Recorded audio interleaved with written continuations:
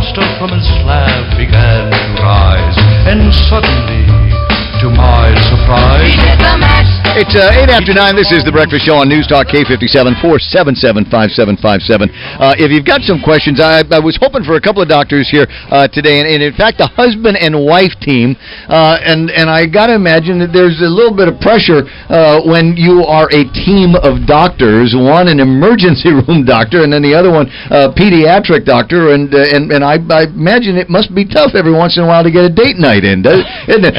Sow Kobayashi is in the studio representing his wife, Erica, so you're going to have to answer questions for her as well. Also, Kevin Kerrigan from GRMC is in the studio. Good morning, Kev. Good morning, Ray. Wanted to give you an opportunity to talk about your new sponsorship of the Habitat for Humanity's Quiz Night. We're looking forward to it. We've got two teams, a team of doctors and a team of administrators on Halloween, and we're hoping most of them will dress up for the occasion. I'm hoping so as well. I mean, you just said some scrubs and some white coats, and I think, everybody just wants the assumption that you are doctors, and I guess I get to use that line, is there a doctor in the house, at least once or twice tonight. But how'd you guys line up with Habitat for Humanity? Becky sent us an email. Yeah, and we thought it was a good idea, so we put together two teams, and we'll be out in force tonight. Okay, well, I'll be looking forward to seeing the team and watching the numbers on the teams here, because as you might imagine, like any organization, you've got an administrative side and the doctor side, and we have the revenue side and we have the bean counting side, and I got a feeling that there might be some good competition between the two of them, right? There will be a little competition. You think there'll be blood? Do you think? My money's on the doctors. It's a good thing that you say that in front of the emergency room guy, just in case something like that happens. Well, I know you've got some places to go, so I'm going to go ahead and let you run off and do all of those things. And thanks for helping us this week, Ray. We appreciate it. You're welcome. But I am going to give you an assignment here. I thought maybe one of these days we might get a chance to talk with returning local Dr. Noel Concepcion. He's on the list. Yeah. Okay. He's on the list. We'll see when we can line him up. And Dr. Coe is also anxious to come in as well. He's our linear accelerator doctor. That's the one. This is the linear accelerator, and I'm sure Dr. Kobayashi knows what I'm talking about here. That to me is Starship Enterprise bridge material in the medical world, and I love the idea that we've got what is probably one of 5 on the planet, or the newest one of the generation is here on Guam at Guam Regional Medical City. I hope I never need it, but it's nice to know that we've got that there. Well, good. You go ahead and do that thing. I'm going to go ahead and get started with the interview time with Dr. Sow Kobayashi, and great to have you in the studio. How did you get to be an emergency room guy? So, well, thanks for having us on. And, no problem. My wife, Erica, too, sends her regrets. She's tending to something urgent at the hospital, so unfortunately my better half can't make it this morning. Isn't that the way it is? It is the way it is. So, never mind the first question I was going to ask you. What is it like, husband and wife doctor teams? It's great because we both obviously have a lot that we can talk about, afterwards. Although sometimes, too, it's nice to decompress and not talk about work. Yeah. But there's a lot of mutual understanding, and a huge part of it definitely is the demands of the jobs and the understanding. It got to be hard to plan things. Movie nights, date nights, things like that, getting out as a couple, because there's always that apprehension that the pager's going to go off, the cell phone's going to ring, and somebody's going to have to run back and scrub in, right? Definitely, yeah. We make an effort, but it's even the best laid plans get foiled all the time. So you just end up having your celebrations at the hospital, right? Exactly. That might be the way that works. Well, I'm glad that you guys are here. How did you manage to show up together? So we both did medical school and residency together, and so we fortunately had the. We were fortunate enough to have been in San Diego together for residency. A lot of couples oftentimes don't have that, that get good fortune. And so from there, we both decided this is something we really wanted to do, and essentially we wanted to go work abroad in a place that we thought we were more needed, that had more resource constraints. And it sounds like that's a definition of Guam and the Marianas and other places where you've served as doctors.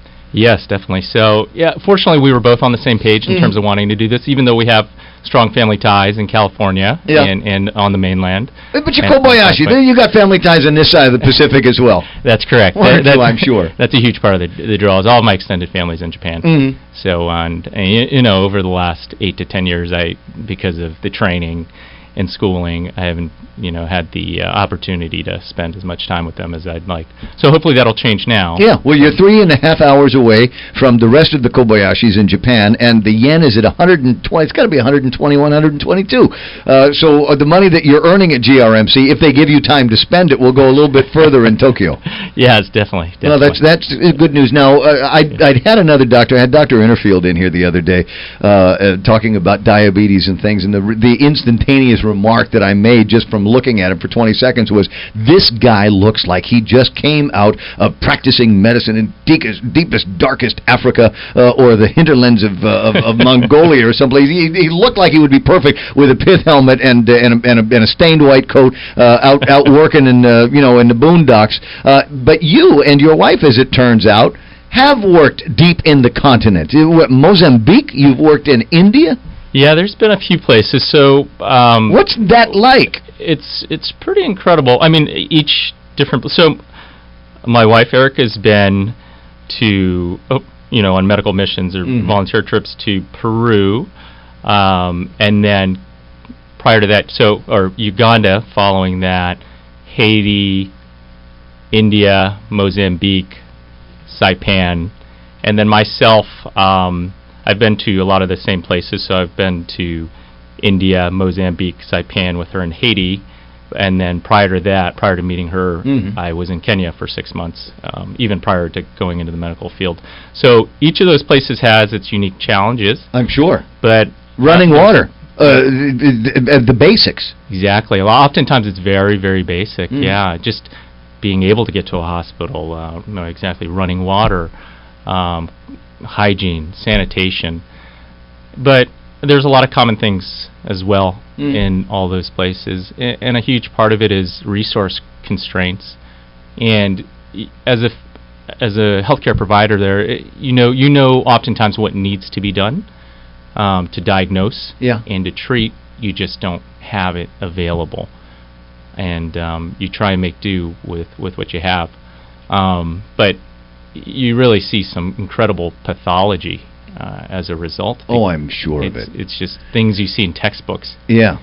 In the mainland. So it strengthens you as a clinician, though, definitely, because you don't have necessarily all of the diagnostic, fancy resources and tools that you may have on the mainland, or now that we have here. You can't just take somebody who just got stepped on by an elephant and say, okay, we're going to put you in a CAT scan machine, or we're going to do an MRI, or we're going to give you this incredible lab workup here. You just don't have access to any of that. So how much of what you do, I don't want to say a shot in the dark, obviously educated guesses, and in many cases, those pathologies are staring you right in the face, right? Yeah, exactly. So, oftentimes you're... Set it or lancet it out.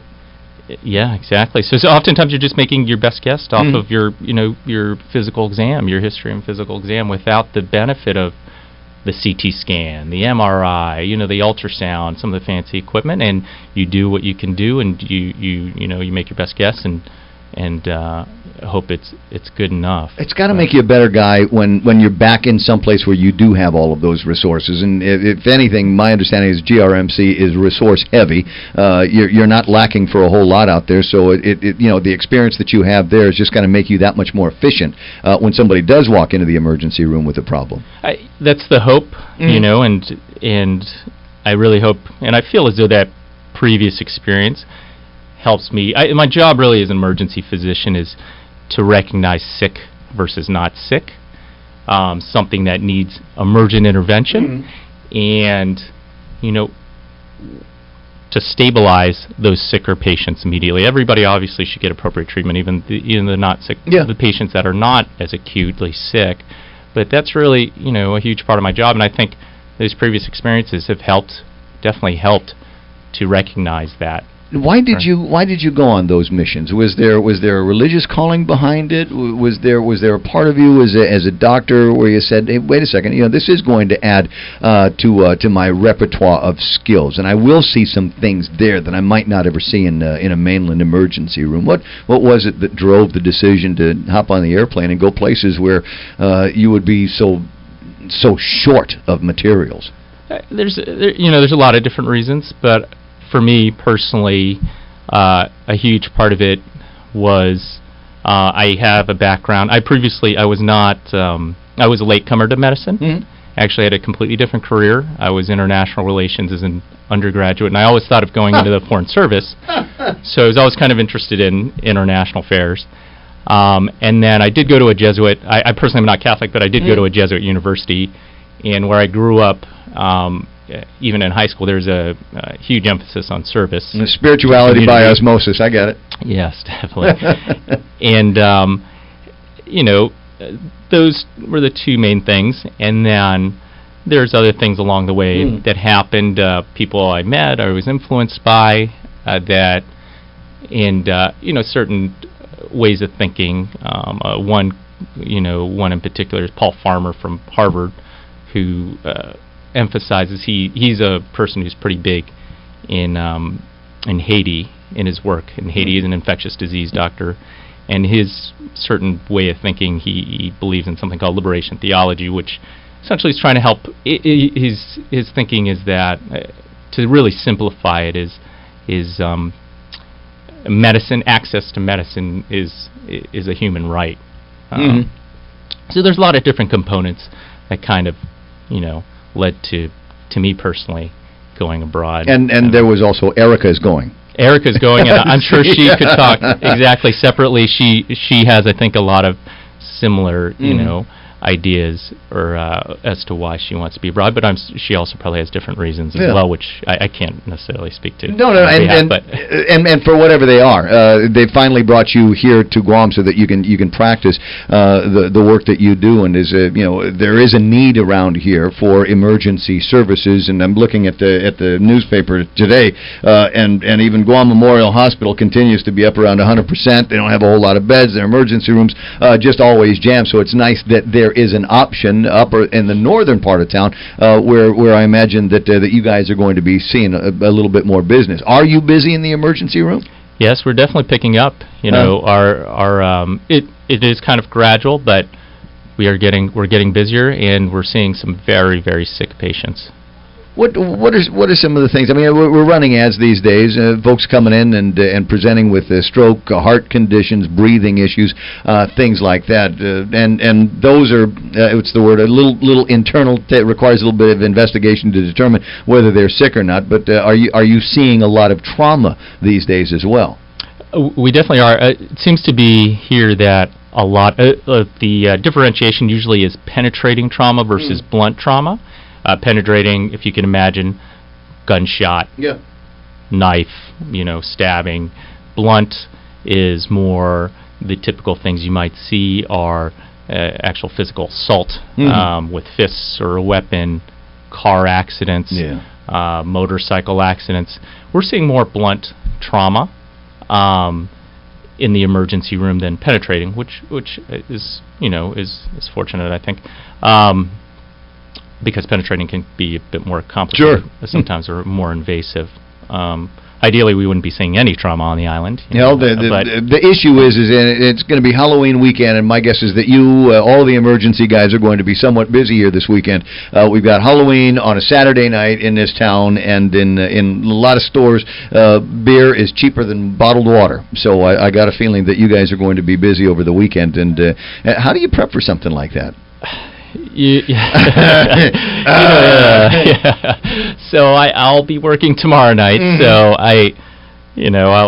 I'm expecting it to be very busy, maybe a little chaotic. Hopefully not too chaotic. But I've worked several Halloweens before in the mainland.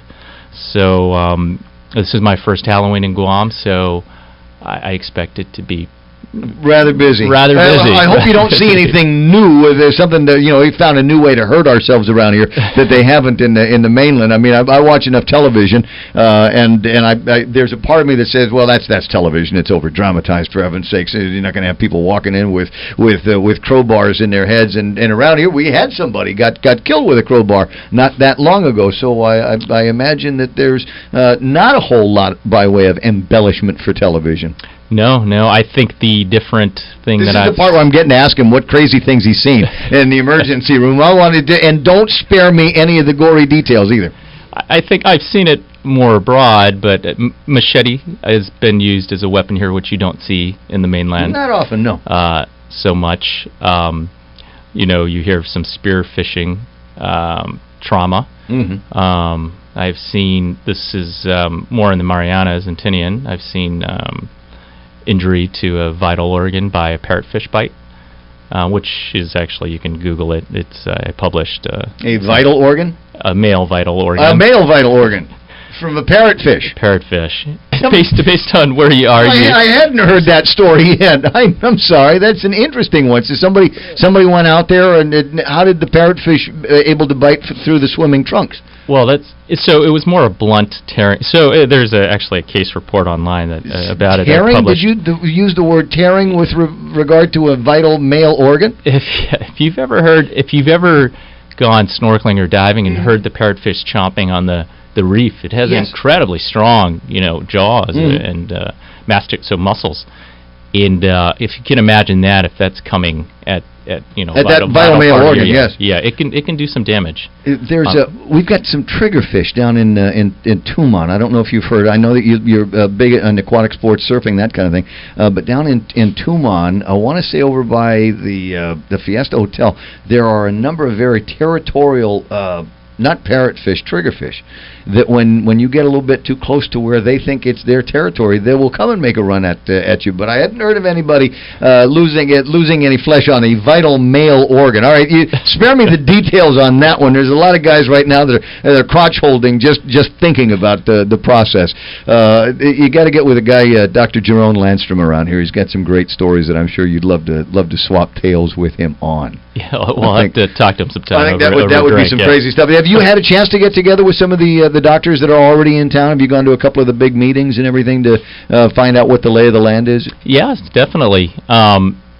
There's been some opportunity to go out and meet doctors in the community who have been very warm and welcoming. So. Yes, we definitely have. I'm glad for the opportunity for you to do those kinds of things. I wanted to ask. I'm sure it's a question that you get all the time, and every time somebody asks you go, there it is. That's the dumb question. But do you see more business? Do you see more violent business when there's a full moon? I told you. It depends. My understanding, there actually are some studies. Mm-hmm. A lot of it's anecdotal. Yeah. And definitely in the emergency room, we believe that to be the case. But I think there actually have been some studies about it that support that.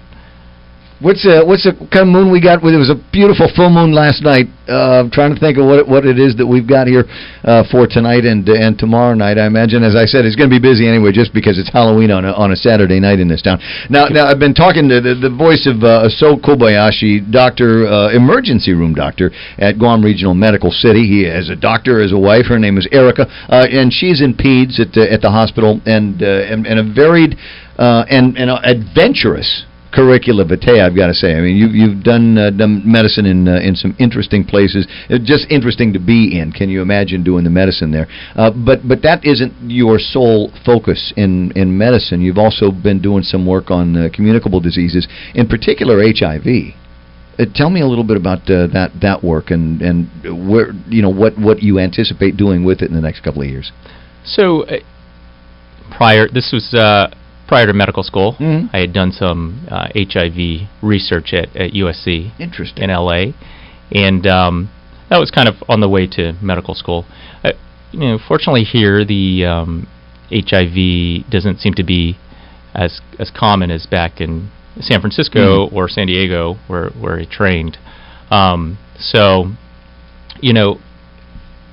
definitely for the patients that are, HIV positive here, there's tends to be certain, and especially if they progress to AIDS, there's certain illnesses that we keep an eye out for, we become very concerned about. So I don't know but this is a common training for all physicians who are frontline physicians to recognize these types of illnesses. So, I don't know if, from a research standpoint, it's been a few years since I was involved in HIV research. More recently, it's been other types of research that I've been involved in that are kind of more common. In particular? Sepsis is a common presenting problem, illness, and what that is. I was going to say, what is that? When somebody says sepsis, I immediately think of some kind of blood poisoning. I guess that's a good way of putting it in layman's terms. Essentially, there's a source of infection somewhere. Let's say it could be the spinal fluid or the urine. It could be a wound, especially with the rate of diabetes here and the wounds associated with it. And instead of just staying locally, they spread into the bloodstream and they become systemic. And what can happen is this just systemic inflammatory response, it's called, and your blood vessels can become very leaky. You start leaking blood out of your blood vessels into the tissue, and as a result you can drop your blood pressure or your perfusion, essentially the central blood flow or of very essential nutrients like oxygen and other things you need to the vital organs like the brain, the kidneys, the liver. And once that starts happening, the mortality of it is pretty significant. So So I've been doing research in the last few years more in that area, because that is one of the, I think people tend to think of the emergency department and tend to think of trauma is the first thing that comes to mind, probably because for whatever reason, that's what you see on TV or television. Right? But really the more common killers or causes of mortality are cardiovascular disease, complications of end-stage renal disease, uncontrolled high blood pressure, sepsis, stroke. Those are the more common deadly things that and in those cases the patients are walking into the hospital on their own as opposed to being wheeled in out of the back end of an ambulance unless something has already happened at home. Fascinating conversations with doctors that I've had the pleasure of having all week, and I generally conclude them with saying, welcome to Guam, I hope I never have to see you at work. and as is the case with an emergency room doctor, that's certainly the way it's going to go. Happy Halloween to you. Thank you. And, same to you. And thanks very much for coming in. And I wish you very, very good luck this Halloween weekend. And hope the fact that it's a full moon and the fact that it's a Saturday night and beer is cheaper than water in this town, that you guys aren't crazy busy out there. Thank you. I hope everyone's safe, and please don't drink and drive. I'll see you at the Habitat for Humanity's quiz night tonight, and maybe a chance to meet with your lovely wife at that time.